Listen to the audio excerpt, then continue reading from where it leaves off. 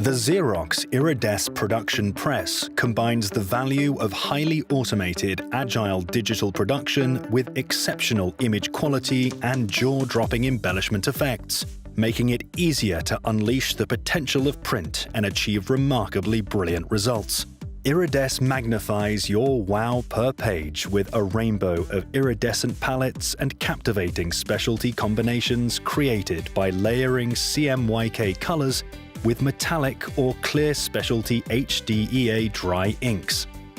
Let's take a closer look at this stunning invitation, which was printed with 2 specialty dry inks from one PDF in a single pass. As you can see, the wedding invite features spot silver effects, spot gold effects, and those brilliant iridescent metallic colors we mentioned. It's hard to imagine cost-effectively packing this many specialty effects into a job while maintaining quick turnarounds, but that's where Iridesse truly shines. Over the next couple of minutes, we'll take you through some basic design considerations, ideal PDF settings, and what needs to happen at the press to make a job like this print successfully.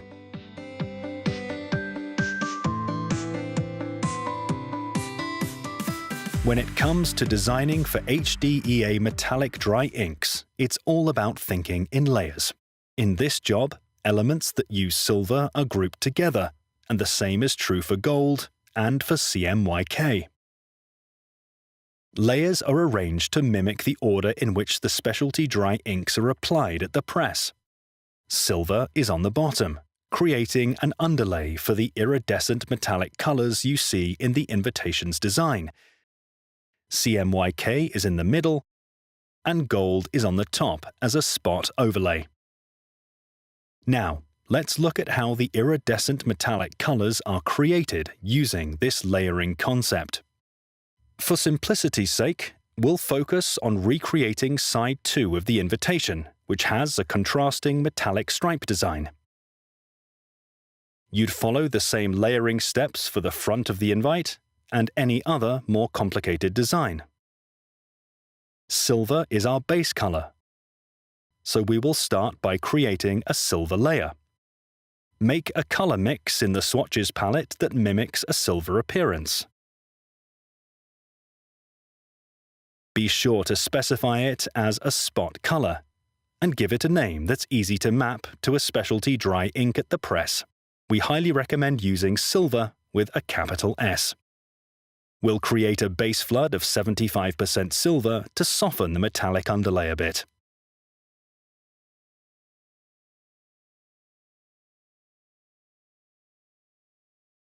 Now it's time to add color.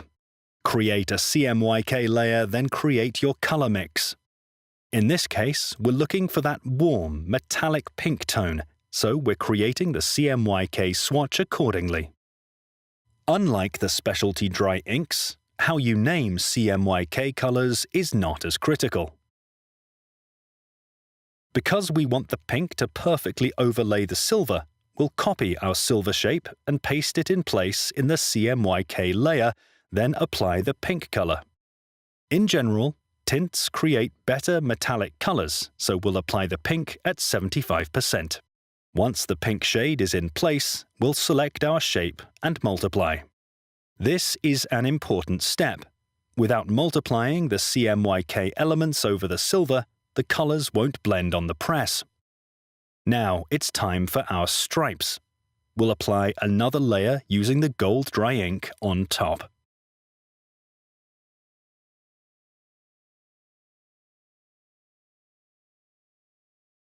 Just like with silver, we'll create the swatch,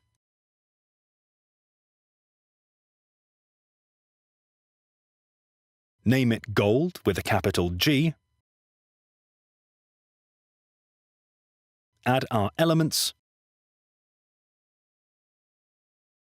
adjust the tint percentage, and multiply.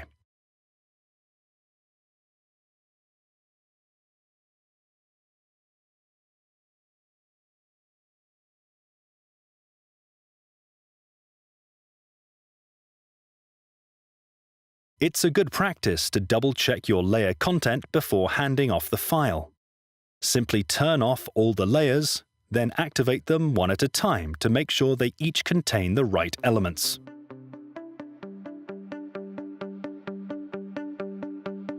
When the file is ready to be exported as a PDF, there are specific settings that need to be checked.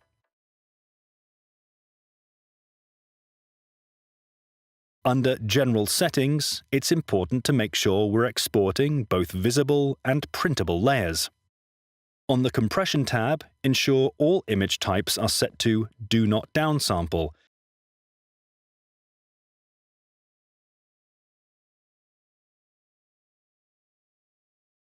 And under Output, there should be no color conversion, and the Profile Inclusion policy should be set to include all RGB and tagged sources. Lastly, under Advanced, make sure to note subset fonts when the % of characters used is less than 100%.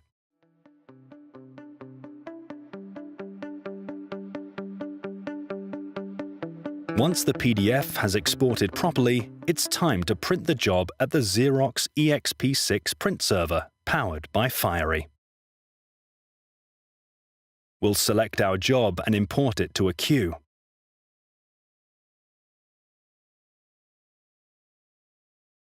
Next, pre-flight the file and double-check the names of the metallic inks. Remember, spelling and capitalization matter.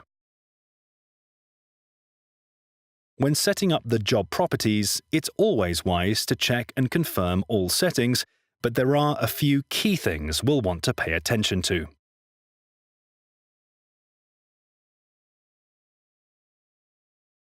In the Color menu, make sure Black Overprint is turned off. In the Specialty Color menu, make sure the box that reads Apply Specialty Color under or over CMYK is checked for both overlays and underlays. In this example, we'll designate silver as the underlay and gold as the overlay, and we're ready to print. If the specialty colors have not been named correctly in the file, there's an easy fix.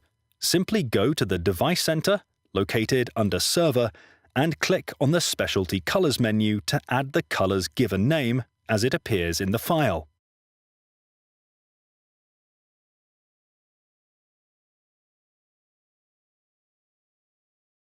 The correct dry inks are already in the press, so we can release and run the job. And, as always, we'll examine the output. Be sure to review the Iridesse design and file prep guide for more ideas, tips, and detailed instructions on how to use the Xerox Iridesse production press to unleash more high-value wow per page for all your digital jobs. Now that's brilliant! Visit Xerox.com to learn more.